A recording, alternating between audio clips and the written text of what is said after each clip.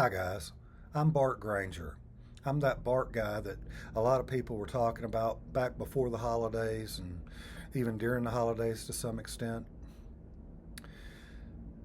I am a victim of the most egregious civil rights assault against a private citizen in modern history. And it involves this business we call the cancel culture. We didn't even have a name for it when it first happened to me. Okay, in 2017, a series of events took place that stripped me of my right to be a private citizen in the community where I lived.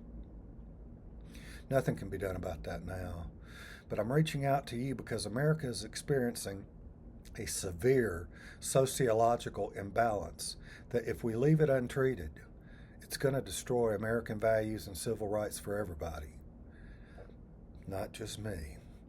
At this point, men are the primary targets of the cancel culture, but women will also eventually fall prey to this crisis. And as I said, I am the victim of the most egregious state sponsored assault against a private citizen in modern history. So, before I get into any of the details, I want you to know a little bit about me. I'm a 62-year-old engineer. I'm a sweetheart. I'm a nice guy. Never want any trouble with anybody. I care about people, and I frequently help out people who are in desperate circumstances. On my own time, I'm a writer, musician, and crooner. That makes me one of those artist people it's best not to piss off. Interestingly enough about me, in college, before it was an indoctrination, I got about halfway through a double major of English and music before I changed over to engineering. So I'm a pretty well-rounded guy for an engineer. All right, so I'm also a senior technical manager. Among other things, I'm trained in root cause analysis. That's the technique I'm going to apply to try to help us unravel this cancel culture mess. And what root cause analysis is about is looking into a situation and stepping back to the root cause and trying to identify the root cause of how that situation occurred. I'm also a stickler for justice on the big ticket items. I don't care what people are doing, I really don't. But when it becomes an assault against my life and my right to have a life, I have to care about that. Okay, so I'm probably the world's leading authority on a form of mass hysteria that I call soap opera hysteria. And I won't get into detail on that in this video. If there's interest, I'll pursue it in other videos or other context. Oh, and I'll go ahead and mention now, I'm setting up a blog site, and I'll get word out once that's set up, and I'm going to publish formal depositions of precisely what I endured and the people I have to thank for it. So let's see. I'm at a crossroads. I'm currently retired, getting myself together to be ready to go to work in a different state than Alabama. I have, and that's because of events I'll talk about a little in a minute. I want you to understand why I'm reaching out to you. I'm firmly committed to shutting down this cancel culture stuff against private citizens. In my case, it rises to state-sponsored terrorism. It really does, thanks to the Madison County, Alabama District Attorney's Office and the District 6 of the 23rd Circuit. So, I need answers. Answers that I never got out of the District Attorney's Office or from the District Court as to why my rights were subjugated. Anyway, subjugated to housewives. At the center of it was a foreign national textbook sociopath who gained other housewives' support and helping her run from the mess that she had made with her mouth. Anyway, so as it stands, I've lost over $100,000, 7 years of my right to be a private citizen, I don't date. I can't take the chance that some feminist might try to set me up because word of my situation was so widespread that uh, it's not worth the risk. So I've been mischaracterized and lied about to law enforcement and the district court over what was a social squabble that wasn't my fault in the first place. And let me tell you what I mean by that. If a guy expresses an interest in you, ladies, and you're not interested, say, hey, I'm not interested. But this woman wasn't interested, led me on, shot her mouth off to the neighbors, and created a public soap opera that unlike anything I've ever seen in my life. So, what I want to do is I want to try to get productive Americans laughing together again. Hey, let's get some perspective on things and make sure we're not taking ourselves too seriously and definitely not using female collectivism to gang up on men.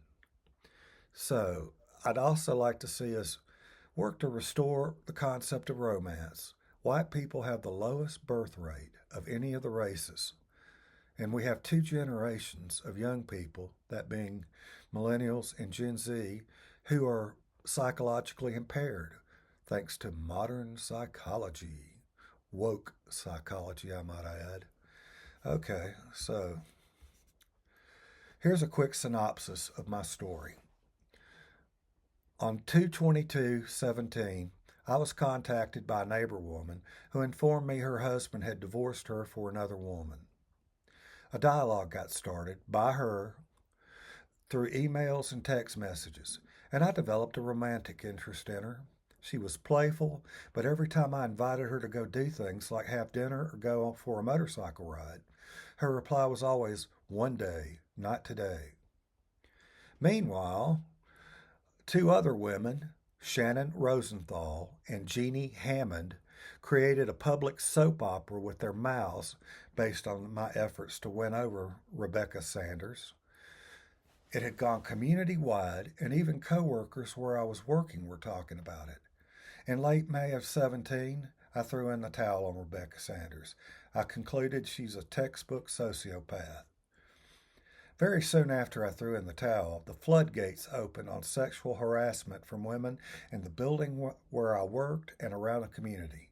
I had gawking teenagers and women whispering to themselves and staring at me at convenience stores and fast food outlets.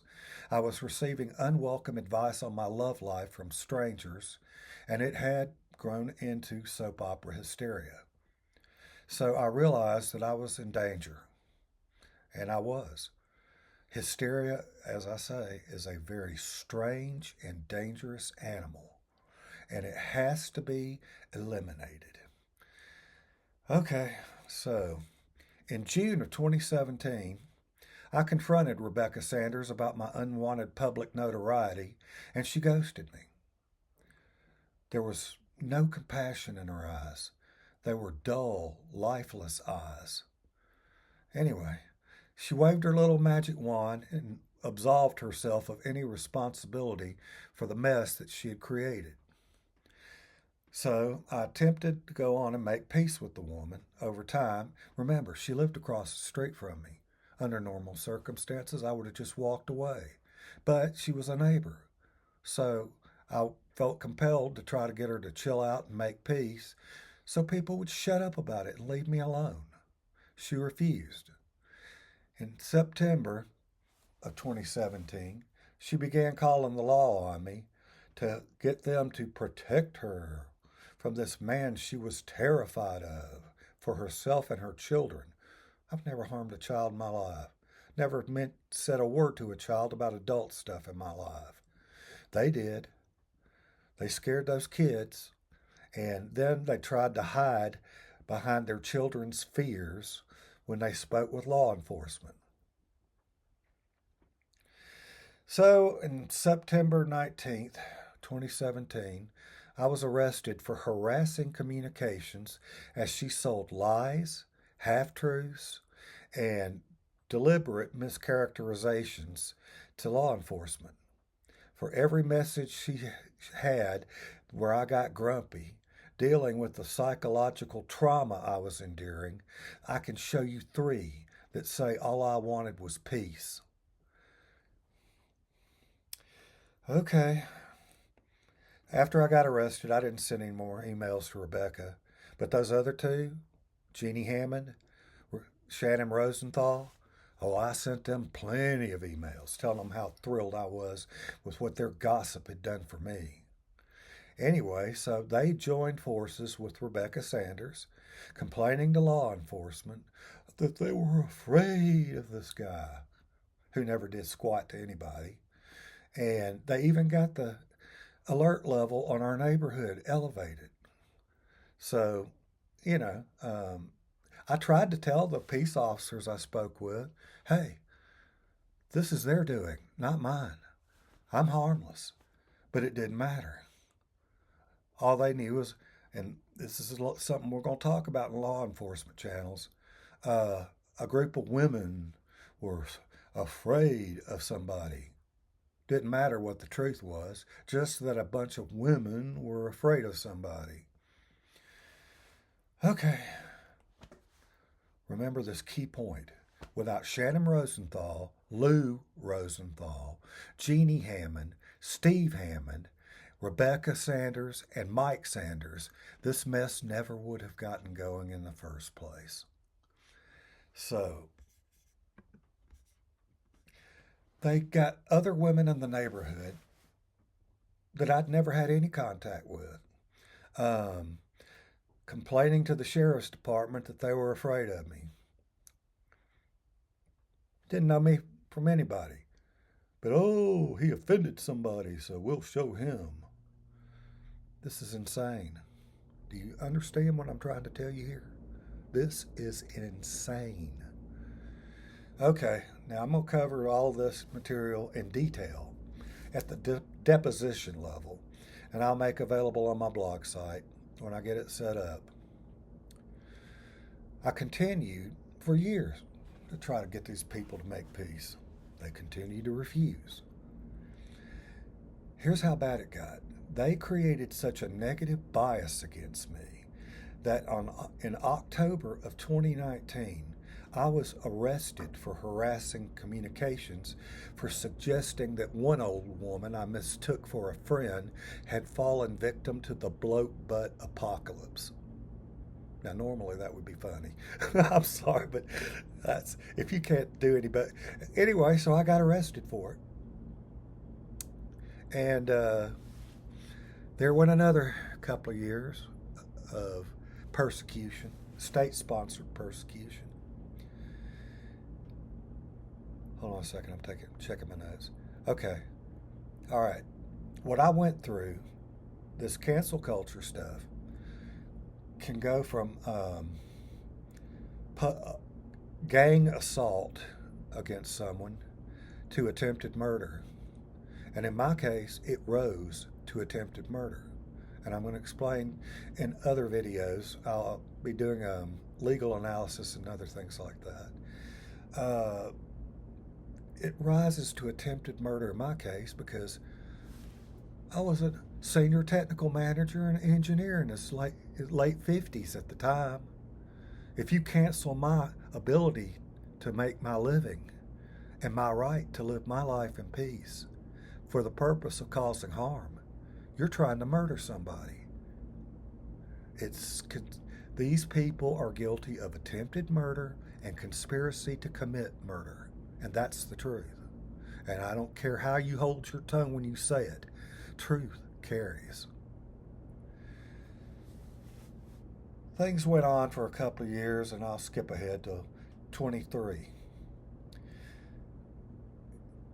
In March, the first week of March in 2023, I observed Shannon Rosenthal stalking me when I was outside of my house. She would parade back and forth right in front of my house on my side of the street, attempting to bait me into a confrontation so that she could go back and tell the law that, oh, see, I was just out walking when he verbally assaulted me. Well, this went on for I told the DA 3 days, but it was actually 4. Although the first day she was really just observing to see what she could get away with.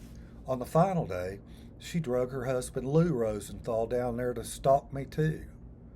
So I provided this information to the district attorney's office. To my knowledge, they took no action.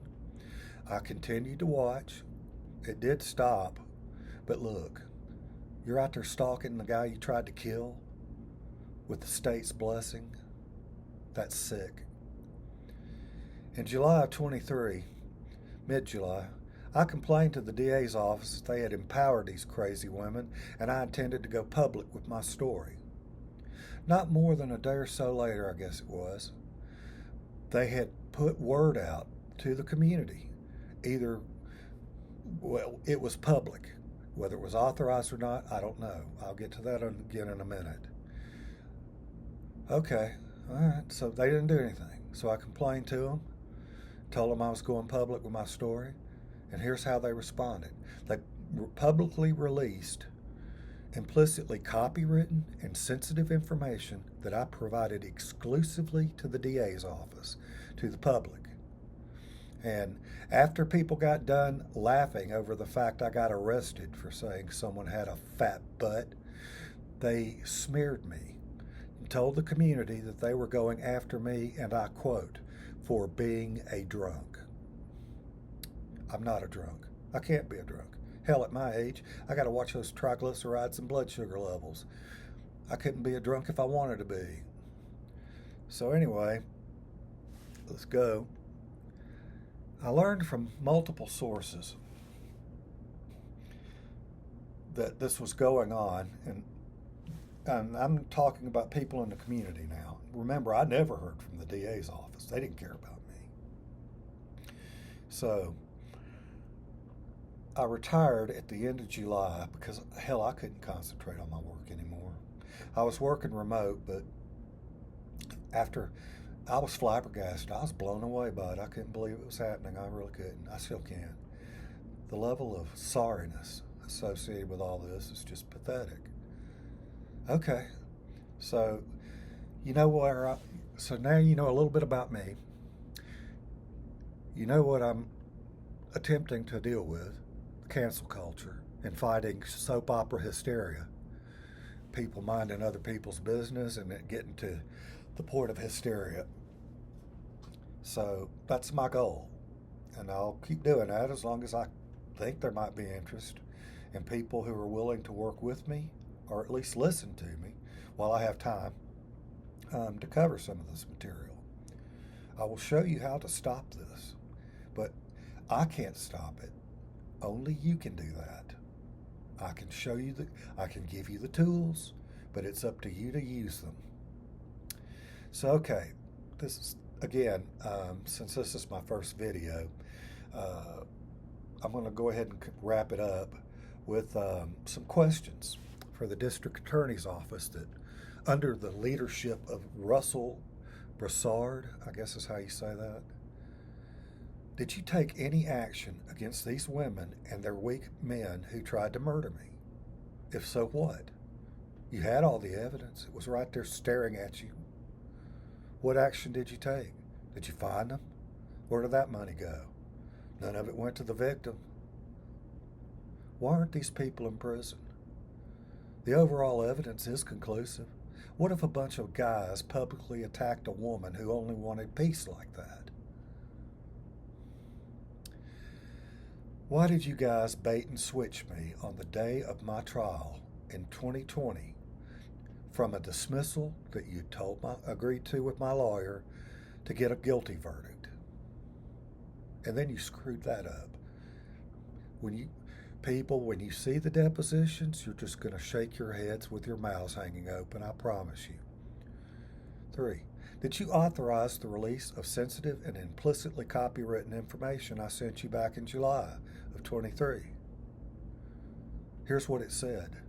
Guys, you guys didn't even try to build a case against my stalkers any more than you empowered a group of housewives to go after me in the first place. I'm severely disappointed. Men are being persecuted by women. Putting someone in jail for saying they have a fat butt. I mean, I'm going to fight this until my dying breath. And it appears to begin with you. I meant it then. I mean it now. So, here's the trick. When you released information publicly, privileged, sensitive, implicitly copywritten information to the public, smearing this old dog without due process, you became accessories after the fact to attempted murder and conspiracy to commit murder. So that's the truth. And that's the truth that I'm going to be preaching to the top of my lungs for the rest of my life. Because you jerks, normally I'd be more diplomatic, but remember, these people smeared me as a drunk. So I don't mind. Jerks. Okay, that's it for my first video. Times are tough, guys. Hang in there. God knows. These are tough times, but if good people will band together and take up for each other, then we can stop this evil that's destroying our country. But that's up to you. You guys take care, all right?